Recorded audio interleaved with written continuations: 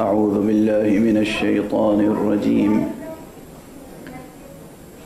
بسم الله الرحمن الرحيم. الحمد لله رب العالمين،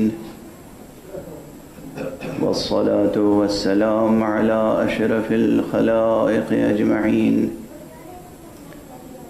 سيدنا وسيد الأولين والآخرين، حبيبنا وحبيب إله العالمين، إمام المرسلين وخاتم النبيين،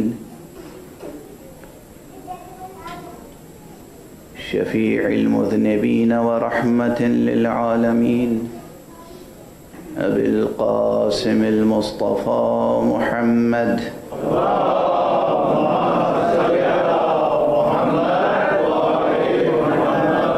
وعلى أهل بيته الطيبين الطاهرين الهداة المهديين المعصومين المظلومين، واللعنة الدائمة على أعداء الحق والدين.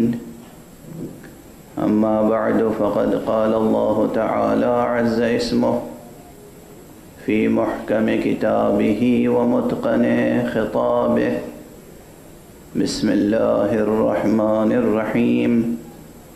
إن في خلق السماوات والأرض واختلاف الليل والنهار لآيات لأولي الألباب. صدق الله العلي العظيم.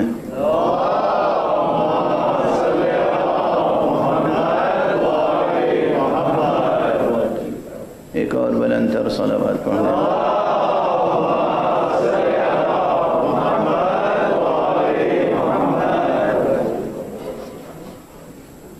قرآن حکیم کے سورہ مبارکہ آل عمران کی اس آیت کریمہ کے ضمن میں موضوع بحث ہے راز قدرت اور حسین. موضوع بہت بڑا ہے. ایک اعتبار سے یہ موضوع دینیاتی ہے، علم کلام سے جڑا ہوا ہے، فقہ اکبر سے جڑا ہوا ہے. ایک اعتبار سے یہ موضوع علم حکمت اور فلسفہ سے جڑا ہوا ہے. ایک اعتبار سے یہ مضمون علم عرفان سے جڑا ہوا ہے.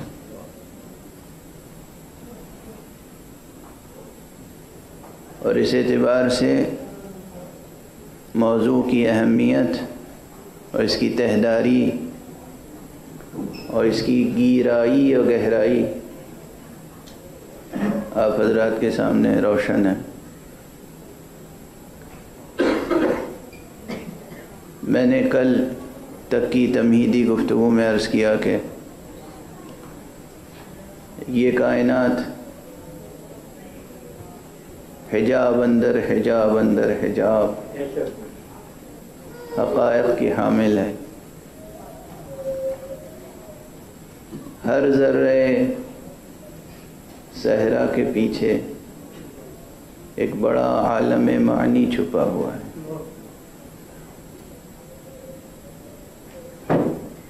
واقعاً یہ حیرت کدہ ہے. یہاں عقل انسانی، وہ عقل جو زمان و مکان کے زندان میں زندانی ہے، جو اسیر ہے، جو قید ہے، محبوس ہے، اس کے لیے بڑی مشکلیں ہیں. مشکلیں ہیں مگر مایوس ہونے کی کوئی بات نہیں ہے. اس لیے کہ ہمارے پاس وہ وسیلے بھی موجود ہیں جو رازہائے قدرت سے پردہ اٹھا سکتے ہیں. انبیاء، اوصیاء انبیاء، مرسلین، اولیاء اللہ، عباداللہ صالحین، بندگان صالحین، اپنے اپنے رتبے میں ہر ایک یہ قدرت رکھتا ہے، اللہ کی دی ہوئی قدرت، کہ وہ رازہائے قدرت سے پردہ اٹھا سکتا ہے۔ ظاہری اسباب، مادی اسباب اور عام عقل انسانی اور منطق بشری کے تحت قد و کاوش اور کوشش سے اگر پردہ ہٹایا جائے تو اسے علمی انکشاف کہتے ہیں، اور اگر بغیر کسی ظاہری وسیلے کے کوئی اللہ سبحانہ و تعالیٰ کی دی ہوئی اپنی باطنی قوت و قدرت سے کسی راز سے پردہ ہٹا دے تو اسی کو معجزہ کہتے ہیں۔ معجزہ عام طور پر جو کتابوں میں تعریف لکھی ہوئی ہے وہ یہ کہ معجزہ کسی خارق العادہ کو کہتے ہیں۔ خارق العادہ یعنی عموماً جو کام ہوتا ہے، عموماً جو قوانین ہمارے پیش نظر ہیں وہ قوانین ٹوٹ جائیں، کوئی انہونی سی بات ہو جائے، ناممکن سی کوئی بات ہو جائے، اسے معجزہ سمجھا جاتا ہے۔ لیکن آج سے کوئی 10-12 برس پہلے یا شاید اس سے بھی زیادہ میں نے یہ گزارش کی تھی کہ معجزہ قوانین قدرت کے توڑنے کا نام نہیں ہے، پوشیدہ قوانین قدرت کے ظاہر کرنے کا نام ہے۔ تو جو ڈیفینیشن موجود ہے کتابوں میں وہ ڈیفینیشن پرفیکٹ نہیں ہے۔ ظاہر ہے ان حضرات نے، ان علماء، ان مصنفین نے اپنے اپنے دور کے مطابق اور اپنی فکر کے مطابق ڈیفینیشن پرپوز کی ہے، لیکن فکری کارواں جب آگے بڑھے گا تو اس فقیر کا یہ معروضہ تسلیم کرے گا۔ اللہ سبحانہ و تعالیٰ کی ذات وہ ہے علیم و حکیم، وہ کوئی چیز ایسی بناتا ہی نہیں جسے توڑنا پڑے۔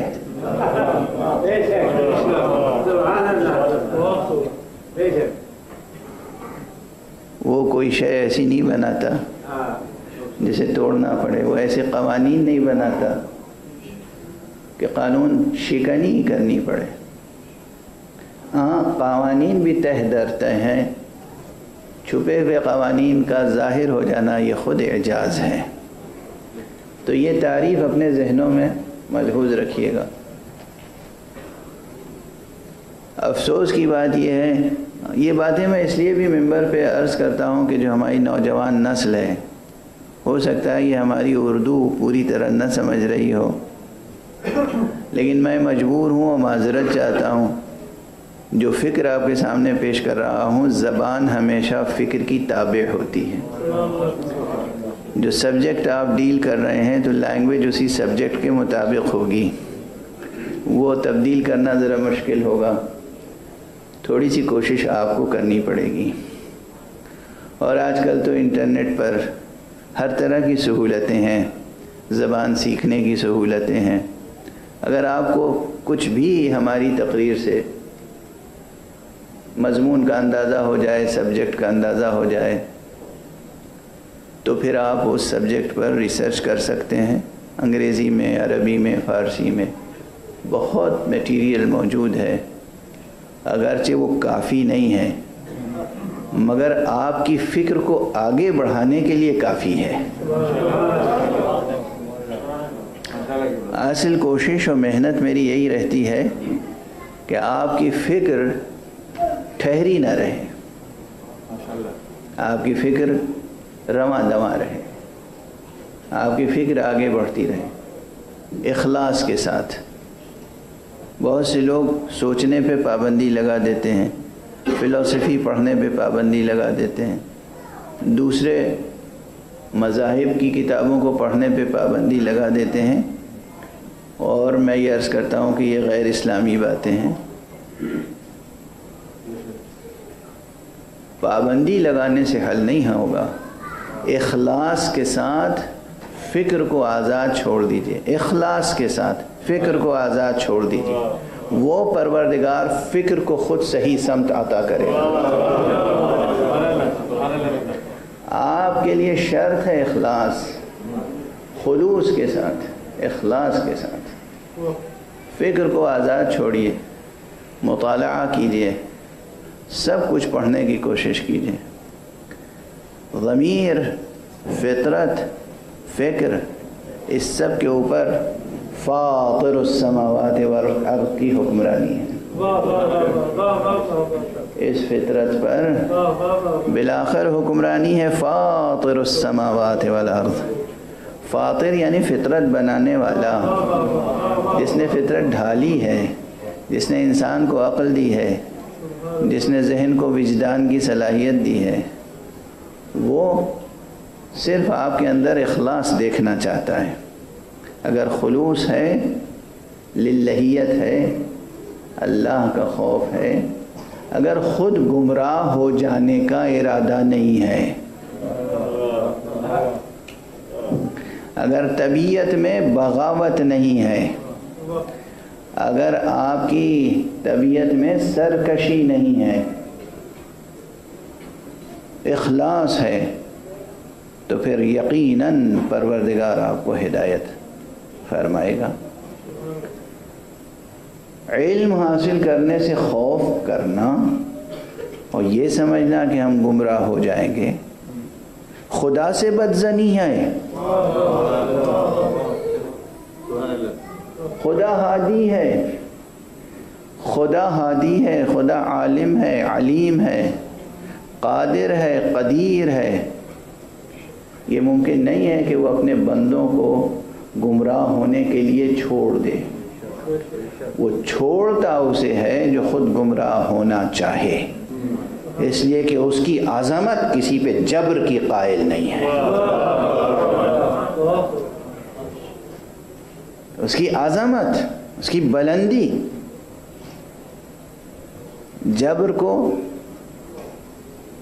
قبول نہیں کر سکتی۔ اب ایک چھوٹے سے جملے میں بڑا سا درس ہے۔ کل محبت کی بات آ گئی تھی نا، میں نے عرض کیا تھا کہ کلید فتح باب علم کیا ہے؟ محبت ہے، مودت ہے، ولا ہے۔ کلید فتح باب علم کیا ہے؟ محبت ہے، مودت ہے، ولا ہے۔ اب 2 مصرے اضافہ کر کے آج قطع پورا کر دوں کہ غرض کیا ہے حصول آگہی سے؟ غرض کیا ہے حصول آگہی سے؟ حقیقت کی طلب، حق کی رضا ہے۔ حقیقت کی طلب، حق کی رضا ہے۔ اگر علم حاصل کرنے کا مقصد حق کی رضا ہو تو پھر ممکن نہیں ہے کہ آپ کا مطالعہ صحیح سمت میں آگے نہ بڑھے، اور آپ کا مطالعہ، آپ کی اسٹڈی صحیح رزلٹ اور صحیح نتیجہ آپ کو نہ دے۔ ایک صلوات پڑھ دیجئے محمد۔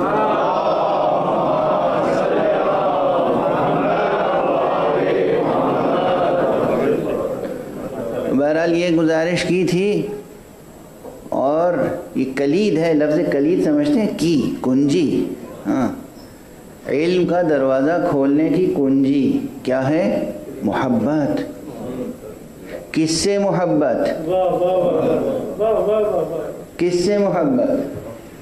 حسن سے، خیر سے، حق سے، سچائی سے۔ محبت کلید فتح باب علم ہے۔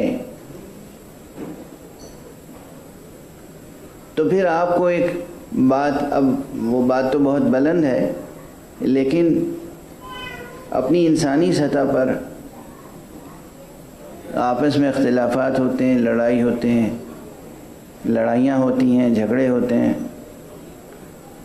اور سب کہتے ہیں بھائی ہم تو جو گلا شکوہ رکھتے ہیں محبت کی بنا پہ رکھتے ہیں، اور یہ بڑی حد تک صحیح بات بھی ہے۔ جو آپ سے کوئی تعلق نہیں رکھتا آپ اس سے کس لیے جھگڑا کریں گے؟ جو آپ سے کوئی تعلق نہیں رکھتا اس سے آپ کو کیا پرخاش ہوتی ہی وہی ہے کہ ہمیں آپ سے محبت ہے، محبت کے نتیجے میں جو توقع ہے وہ توقع پوری نہیں ہو رہی ہے تو شکوہ پیدا ہوگا، واضح ہے؟ تو تمام شکووں کی جڑ محبت ہے۔ اب کسی کا دل چاہے تو نعوذ باللہ کہہ لے کہ اس کا مطلب تمام دنیا میں فساد کی جڑ محبت ہے، لیکن محبت ہے خیر کی بنیاد، محبت ہے کلید فتح باب علم۔ اب یہاں پر ایک بات عرض کروں، جو لوگ اولو العزم ہوتے ہیں، اولو العزم ہے، دل بڑا ہے، سوچ بڑی ہے، طبیعت بلند ہے، وہ کسی پہ جبر نہیں کرتے ہیں کہ خود سے محبت کروائیں۔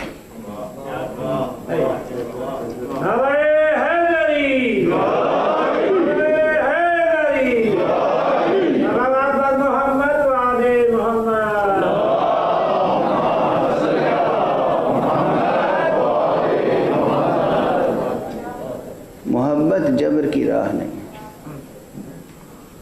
بھئی اس جملے کو اپنی زندگی میں برتیے گا، روزمرہ کی زندگی میں۔ یہ اخلاق الہیہ سے تعلق رکھتی ہے بات، یہ اخلاق معصومین سے تعلق رکھتی ہے بات۔ کوئی آپ سے نہیں محبت کرتا، آپ کو اس سے محبت محسوس ہوتی ہے دل میں، اور یہ محسوس ہوتا ہے کہ وہ آپ سے محبت نہیں کرتا، تو پھر آپ اس سے گلہ شکوہ نہ کریں۔ گلہ شکوہ تب پیدا ہوگا جب وہ عہد محبت کا اقرار کرے، پھر آپ کو حق ہوگا اس سے گلہ کرنے یا شکوہ کرنے کا کہ تم نے محبت کا عہد کیا، اس عہد کا تقاضا یہ تھا، یہ تقاضا پورا نہیں کیا،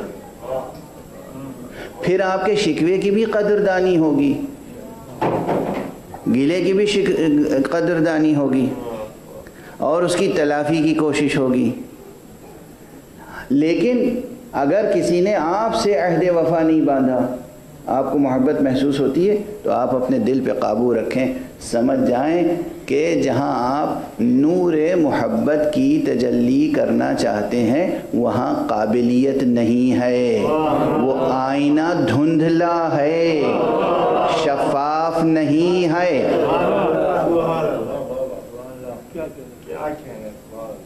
وہ آئینہ دھندلا ہے، وہاں غبار ہے۔ اور پھر کیا ہوتا ہے؟ پھر اس کا علاج کیا ہے؟ اسی کو کہتے ہیں ریاضت نفس، خاموشی،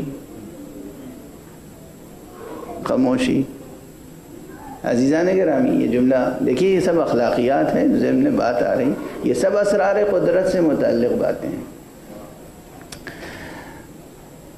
عموماً گھروں میں جو جھگڑے ہوتے ہیں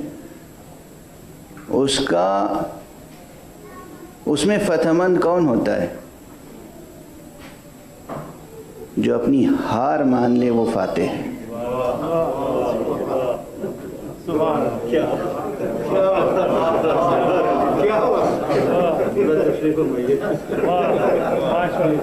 میاں بیوی کے جھگڑوں میں، باپ بیٹے کے جھگڑے میں، والدین اور اولاد کا جھگڑا ہو تو آستین الٹ کے خود کو فاتح منوانے میں شکست ہوتی ہے، شکست مان لینے میں فتح ہوتی ہے۔ بہرحال اب بات کو میں آگے بڑھاؤں، یہ سب اشارے بھی اس لیے ضرورت ہوتے ہیں کہ ہمارے معاشرے میں مسائل بہت ہیں، اور اس سے زیادہ وضاحت کے ساتھ ان مسائل پہ گفتگو کرنا میرے مزاج اور اس ممبر کے تقاضے کے خلاف ہے۔ تو اس لیے بس ایک کلی بات کہہ کر آگے بڑھ جاتا ہوں. ایک بلند تر صلوات پڑھ دیں.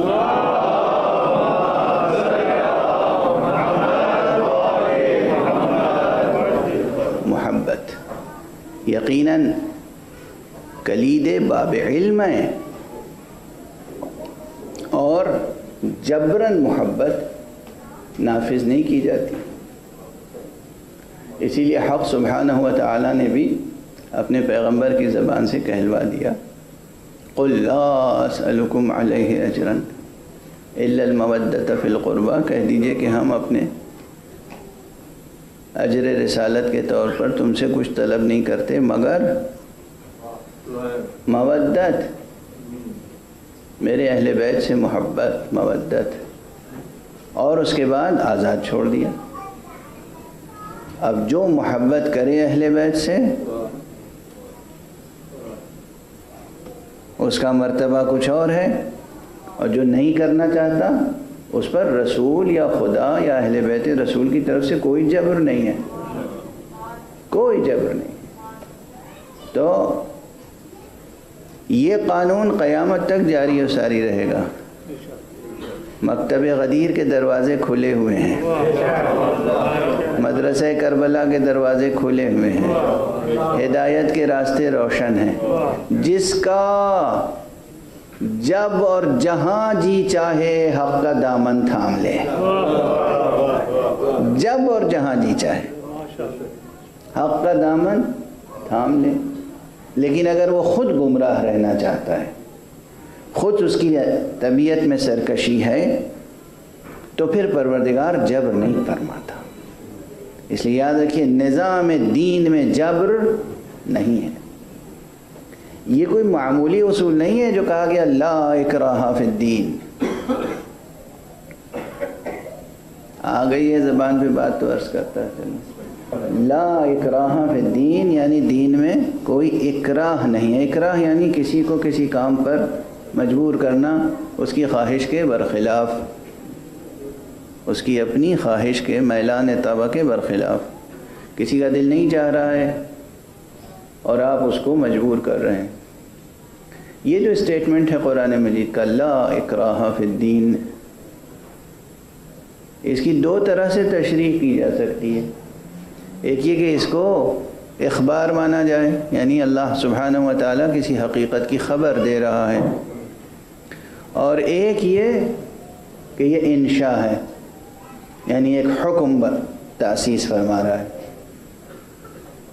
اخبار یعنی وہ خبر دے رہا ہے کہ اصل دین میں جبر ہے ہی نہیں. یعنی کیا؟ اب اس کا پس منظر یہ بتایا جاتا ہے بعض روایات میں کہ ایک انصاری اپنے کسی حبشی غلام کو مجبور کر رہا تھا اسلام قبول کرنے پر، اور اس کا نام بھی صبیح بتایا جاتا ہے. اسلام قبول کرنے پر جبر کر رہا تھا. سنیں یہ وہ لوگ جو کہتے ہیں اسلام بزور شمشیر پھیلا ہے. عہد پیغمبر ہے، نزول قرآن کا سلسلہ جاری ہے. ایک انصاری اپنے غلام کو مجبور کر رہا ہے کہ تو اسلام قبول کر لے. وحی آتی ہے لا اکراہ فی الدین، دین میں جبر نہیں ہے. اور ہمارے یہاں کیسی لطیف روایت ہے، کیسی لطیف روایت. ایک اور روایت نقل کی جاتی ہے کہ دو اشخاص مسلمان تھے اور وہ کرسچن پریچرز ان کے حلقے میں آ گئے، اور نتیجتاً انہوں نے نصرانیت قبول کر لی، اور مدینے سے اور حجاز سے وہ شام چلے گئے. شکایت رسول اللہ صلی اللہ علیہ وآلہ وسلم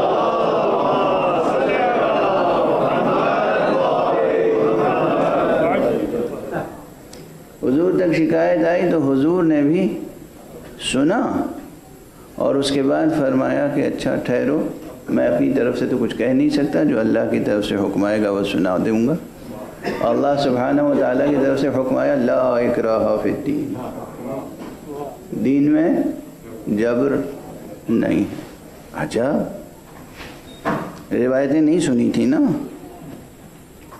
یہ سنیے اور یاد رکھیے اور ان کو بتائیے جو کہتے ہیں کہ دین جو ہے وہ بزور شمشیر پھیلا، جبر کے ساتھ پھیلایا گیا دین۔ دین کو اسلام نے جبر کے سہارے سے نہیں بڑھایا ہے، جرائم کو قدرت کے ذریعے سے روکا ہے۔ فرق ہے دونوں۔ دین کو بزور شمشیر نہیں پھیلایا، جرم کو، ظلم کو، سرکشی کو روکا ہے بزور شمشیر۔ یعنی امیر المومنین علی ابن ابی طالب علیہ السلام نے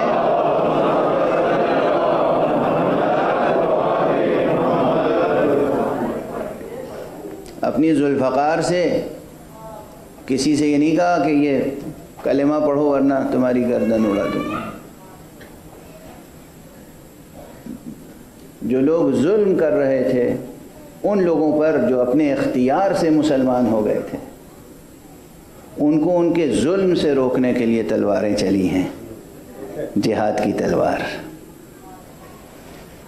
بہرحال یہ تفصیلی موضوع ہے اور درمیان میں آ گیا ہے استطراداً برسبیل تذکرہ، اصل موضوع سے براہ راست اگرچہ جڑا ہوا نہیں ہے، لیکن صرف ایک فقرے کی بنا پہ ذہن اس طرف ملتفت ہو گیا، اور وہ فقرہ یہ تھا کہ جو بلند ہوتا ہے وہ جبر سے کام نہیں لیتا۔ زبردستی کرنا، جبر کرنا حقیر بات ہے۔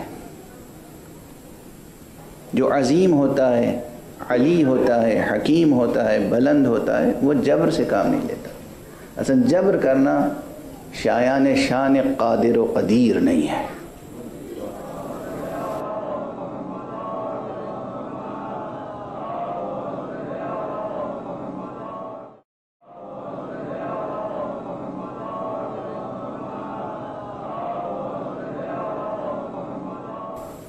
حق سبحانہ و تعالی نے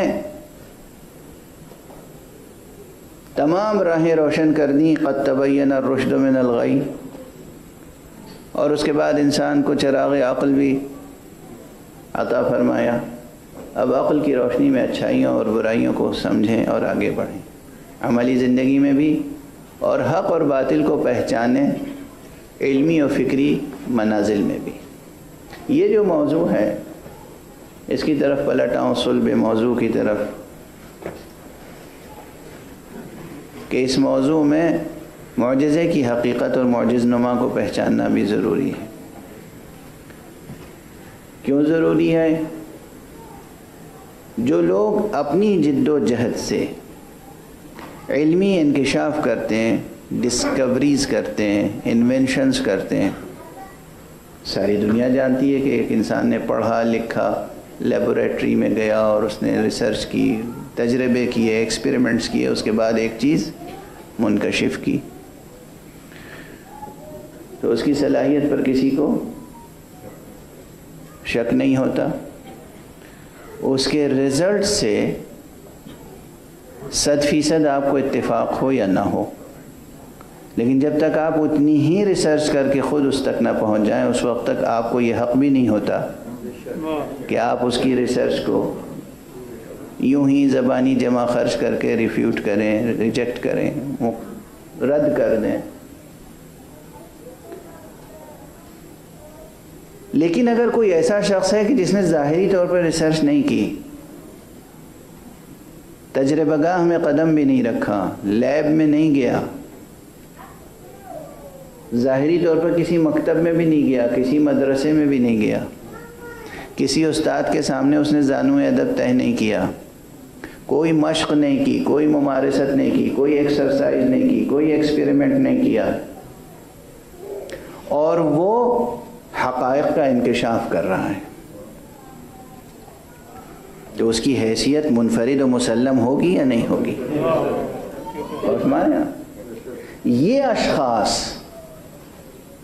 وہ اشخاص ہوں گے جن پر انسان اپنی ہدایت اور رہبری کے لیے اعتماد کر سکتا ہے۔ اسی بیان کو دوسرے لفظوں میں یوں بیان کیا جاتا ہے کہ دراصل معجزہ ضروری ہے، ضرورت ہے ادیان کی۔ جو حضرات معجزے کا انکار کرتے ہیں اور بعض علماء اسلام معجزے کا انکار کرتے ہیں، مسلم علماء معجزے کا انکار کرتے ہیں۔ ایک صلوات پڑھ دیجئے محمد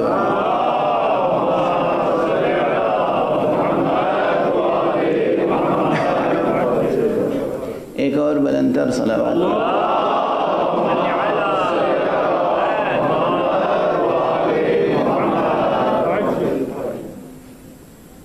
دوسرے مذاہب میں بھی ایسا ہے، بعض کرسچن اور بعض جو اسکالرز، پروفیسرز یونیورسٹی میں ریسرچ کرنے والے، انہوں نے کتابیں لکھی کہ یہ معجزات کا تصور محمل ہے، اور اسلام کی تاریخ میں تو بطور خاص وہ کہتے ہیں کوئی ایک بھی معجزہ ہوا ہی نہیں۔ جو کتابوں میں معجزے لکھے ہوئے روایتوں میں یہ سب من گھڑت کہانیاں ہیں، باقاعدہ اس کا زور و شور سے پروپیگنڈا کیا جا رہا ہے آج کل بطور خاص۔ اور افسوس یہ ہے، اگر ایسا نہ ہوتا تو میں اسے موضوع بھی نہ بناتا گفتگو کا۔ بڑی بڑی یونیورسٹیوں کے نام اور اس میں پڑھانے والے پروفیسرز، ان کا نام جب جڑ جاتا ہے تو یہ جو نوجوان نسل ہے یہ بہت جلدی مرعوب ہو جاتی ہے۔ ارے فلاں پروفیسر ہوا خان نے یہ بات کہی ہے، تو پھر یقیناً وزن رکھتی ہوگی۔ اب میں کیسے سمجھاؤں بھائی؟ فلاں صاحب نے کہی ہے، بہت بڑے ریسرچر ہیں، بہت بڑے تھنکر ہیں، بہت مشہور ہیں۔ ایک تو بڑا ہونا اور مشہور ہونا، میڈیا کے ذریعے سے بڑا ہونا اور میڈیا کے ذریعے سے مشہور ہونا، جوانان عزیز یاد رکھیے اس کی کوئی قیمت نہیں ہے، کوئی قیمت نہیں۔ میڈیا کسی کو بڑا کہے تو 1000 بار سوچئے کہ وہ بڑا ہے کہ نہیں۔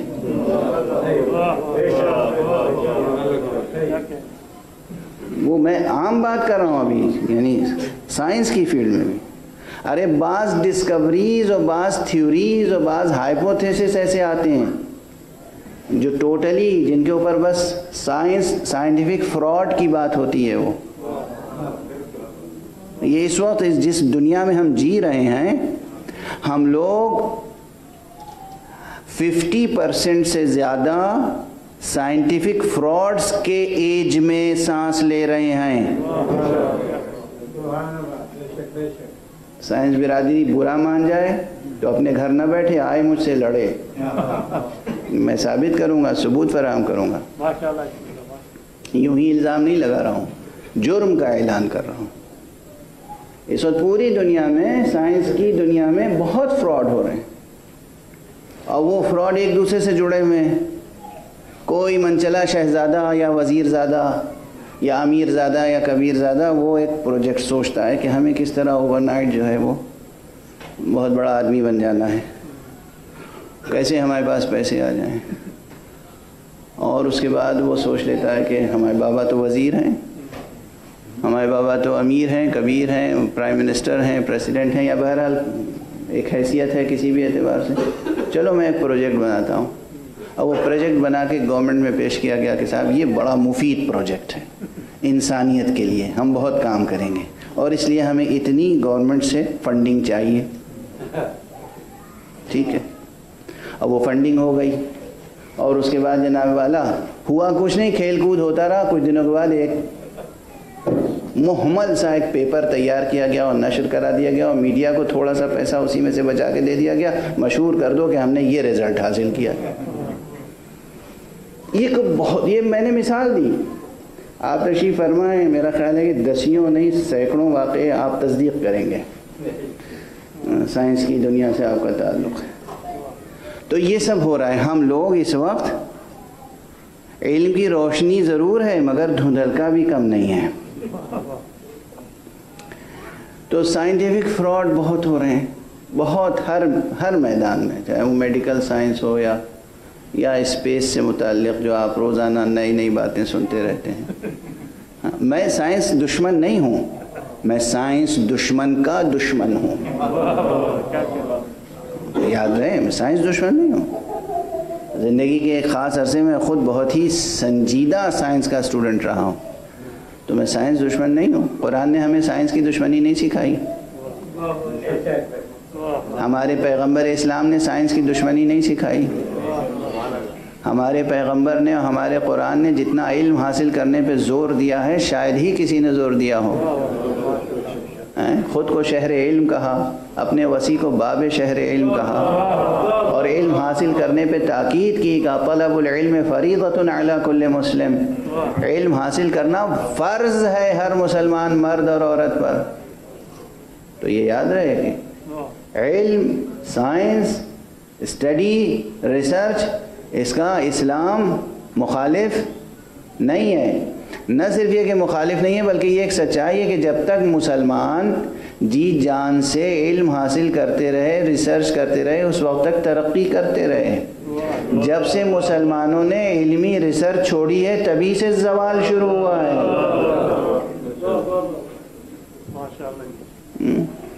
جب سے مسلمانوں میں یہ سہل پسندی پیدا ہو گئی کہ ہمیں کس بات کی ضرورت ہے، ہم کیوں پسینہ بہائیں، ہم کیوں محنت کریں، ہم کیوں پڑھیں لکھیں.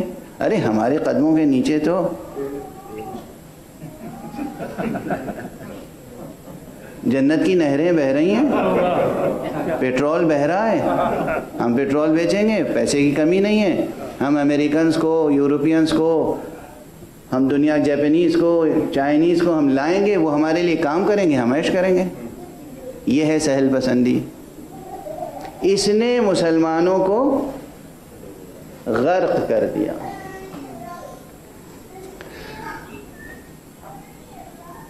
قرآن نے اور پیغمبر اکرم صلی اللہ علیہ وآلہ وسلم نے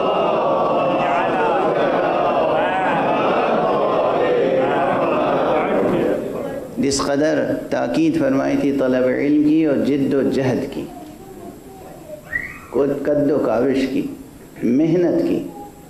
یہاں پہ ٹھہر کے وقت گزرتا جا رہا ہے، ٹھہر کے میں ایک پیغام آپ کو سناؤں کس کا، جس کے نام پہ یہ مدرسہ ہے، آقا ابو عبداللہ الحسین علیہ السلام کا.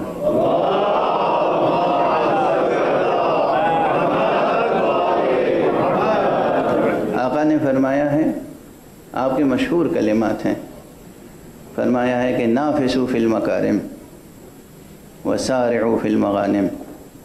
دیکھو تم مکارم اخلاق، بلند اقدار اور بلند اخلاق حاصل کرنے کے لیے ایک دوسرے سے آگے بڑھنے کی کوشش کرو. یہاں منافست یعنی ایک سے دوسرا سبقت لے جانے کی کوشش کرے، ایک دوسرے سے آگے بڑھنے کی کوشش کرے. کس کام میں؟ اقدار کے معاملے میں، مکارم اخلاق، علم حاصل کرنے میں، سخاوت میں، شجاعت میں، صبر میں، ایک دوسرے سے آگے بڑھنے کی کوشش کرو.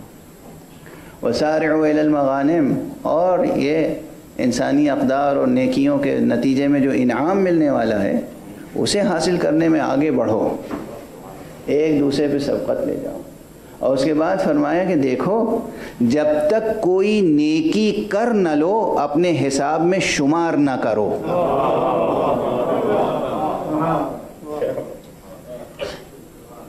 جب تک کوئی نیکی کر نہ لو اپنے حساب میں شمار نہ کرو.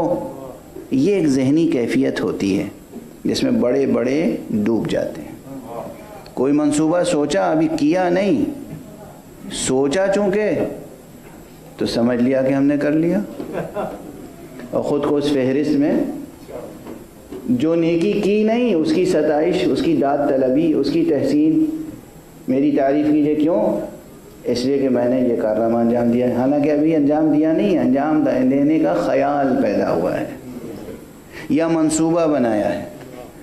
تو جب تک کوئی نیکی کر نہ لو اس کو اپنے حساب میں شمار نہ کرو. اور دیکھو کاہلی سے مذمتیں نہ کماؤ. یہ جملے مولا امام حسین علیہ السلام کاہلی اور کسل مندی سے مذمت نہ کماؤ بلکہ عمل کر کے نیک نامی حاصل کرو۔ بارک جی کا نعرہ سلوات۔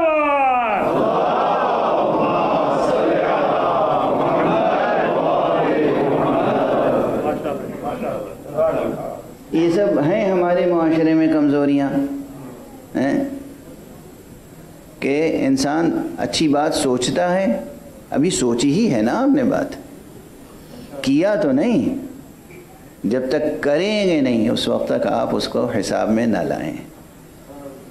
کیا جملے ہیں امام حسین علیہ السلام، یہ رہنمائی، یہ ہدایت سرکار سید الشہداء ابو عبداللہ الحسین علیہ السلام کی۔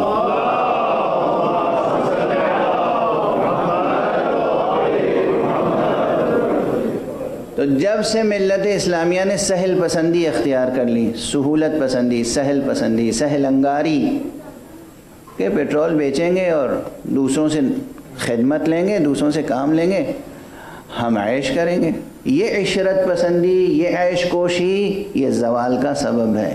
یہ راز، علم حاصل کریں، ریسرچ کریں، اپنے بچوں کو کتنا ہی پیسہ ہو، دولت ہو آپ کے پاس، قارون کا خزانہ تہ در تہ آپ نے زمین میں دفن کر رکھا ہو، پھر بھی اپنے بچوں کو سخت کوشی، محنت کی عادت ڈالیں۔ نوکروں سے کام نہ لو، خود کرو کام۔ نوکروں کے پسینے نہ بہاؤ، اپنے پسینے بہاؤ۔ اگر بڑائی چاہیے، اگر مستقبل روشن کرنا ہے، خود علم حاصل کرو۔ یہ تعلیمات قرآنی، یہ تعلیمات محمد و آل محمد علیہم الصلاۃ والسلام ہے۔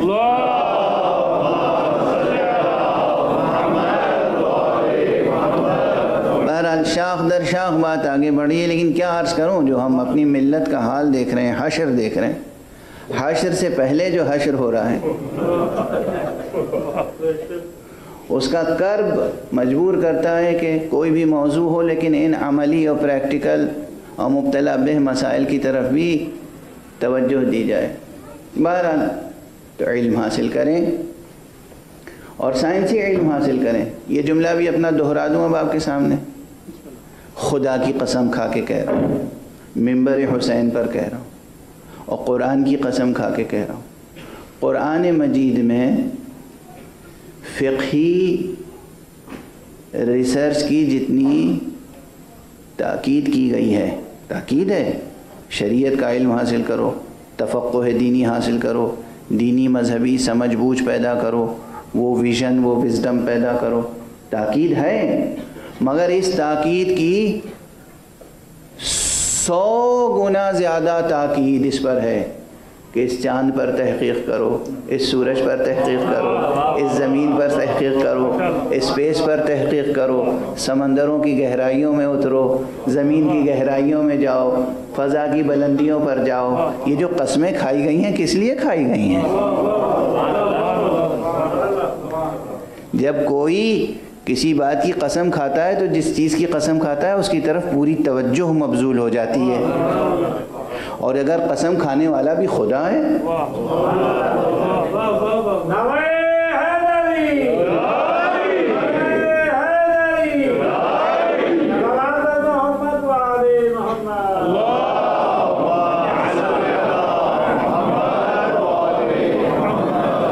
یہ سب قسمیں کھائی گئیں تاکہ پوری بیانی قوت کے ساتھ ذہن و وجدان بشری کو متحرک کر کے اس کو اس جد و جہد پر لگا دیا جائے کہ وہ اسرار کائنات اور راز قدرت کا انکشاف کرے۔ بس چہرے کا رنگ بدل گیا۔ کہتے ہیں کہ اس کی زوجہ نے کہا، یہ کون تھا قاصد؟ کہا میں جس چیز سے پرہیز کر رہا تھا، بچنا چاہتا تھا، بس وہی ہو گیا۔ کہا کیا ہوا؟ کہا یہ قاصد آیا تھا حسین ابن علی کی طرف سے، اور کہا کہ آقا نے بلایا، حسین ابن علی نے بلایا ہے اور وہ مجھ سے ملنا چاہتے ہیں۔ کہا پھر کیا ارادہ ہے تیرا؟ مگر یہ ممکن ہے کہ فاطمہ کا بیٹا بلائے اور تم نہ جاؤ؟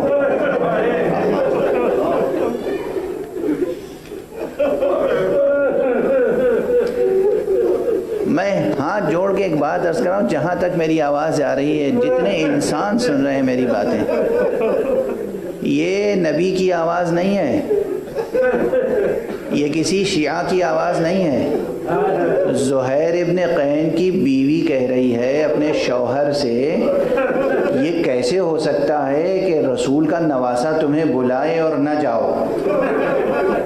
یہ آواز آپ کے لیے بھی دعوت فکر ہے، یہ آواز آپ کے لیے بھی دعوت فکر ہے۔ حسین کی صدائے حل من ناصر ینصرنا بھی گونج رہی ہے، اور یہ یاد رکھیے کہ اس خاتون مکرمہ کی آواز بھی محفوظ ہے فضا میں۔ یہ ممکن ہے فاطمہ کا بیٹا بلائے اور تم نہ جاؤ، یہ ممکن ہے کہ رسول کا نواسہ بلائے اور تم نہ جاؤ، جاؤ ضرور جاؤ۔ زہیر نے فوراً آمادگی ظاہر کی اور حضرت سید الشہداء سے ملنے کے لیے گئے۔ پہلے کیا تھے؟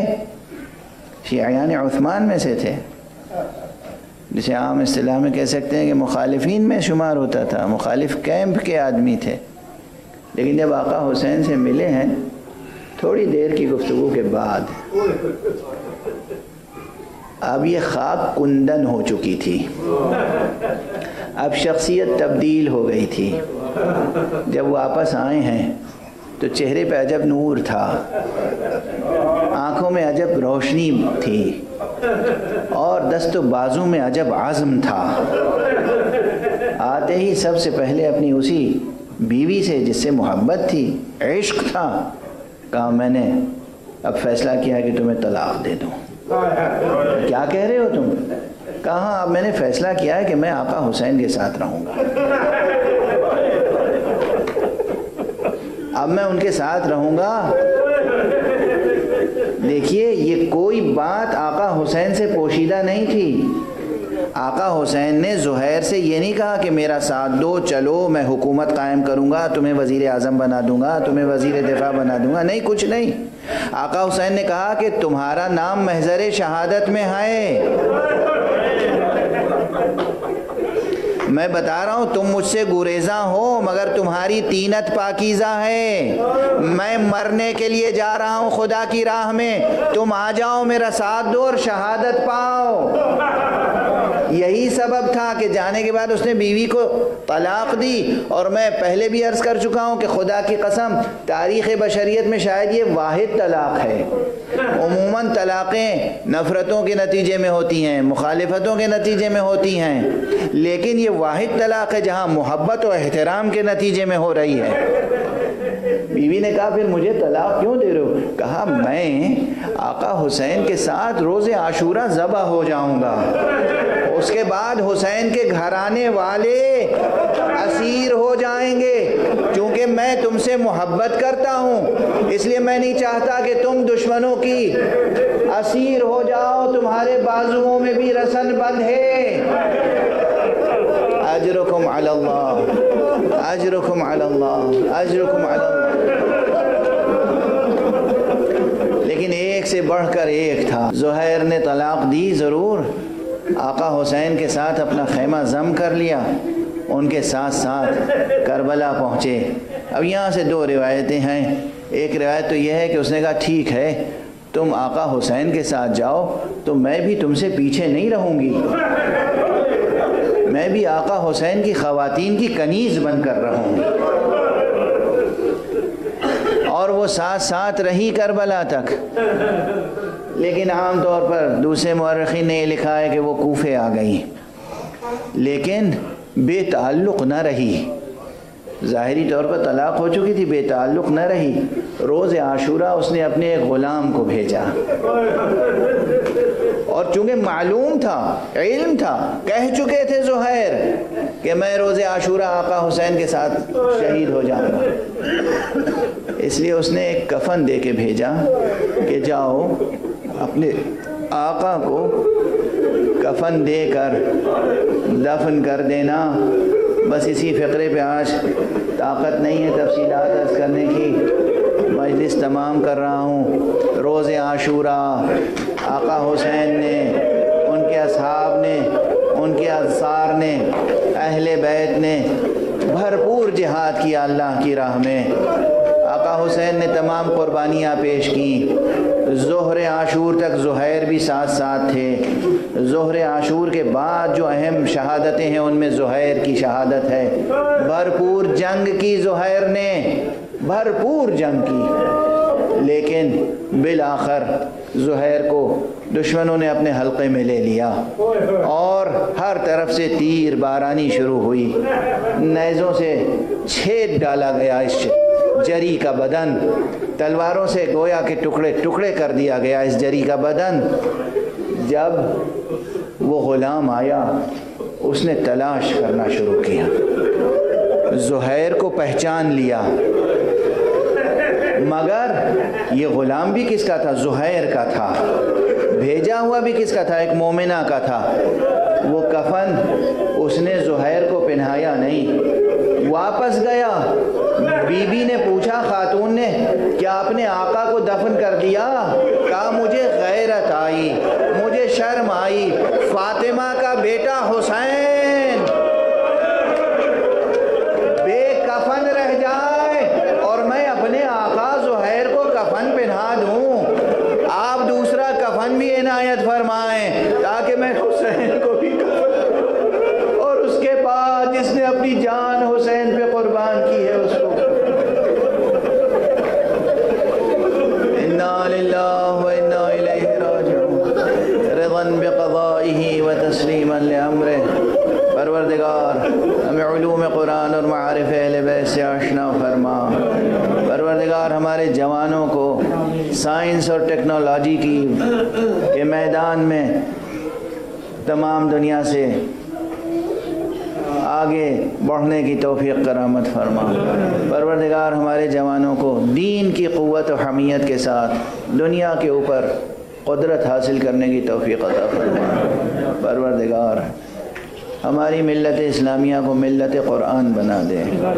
پروردگار قرآن، اسلام اور مقام ختم نبوت اور ولایت اہل بیت اور شہادت سرکار سید الشہداء کے فیضان کو پوری انسانیت کے لیے عام کر دے۔ پروردگار کرۂ ارضی سے تمام بیماریوں کو، وباؤں کو، بلاؤں کو، فتنوں کو، سازشوں کو دور فرما۔ پروردگار علم و آگہی اور ایمان کی روشنی کو پھیلا دے۔ پروردگار اپنے ولی آخر کو اذن ظہور عطا فرما اور ان کے ہاتھوں سے اپنی رحمت و رافت و عدالت کا پرچم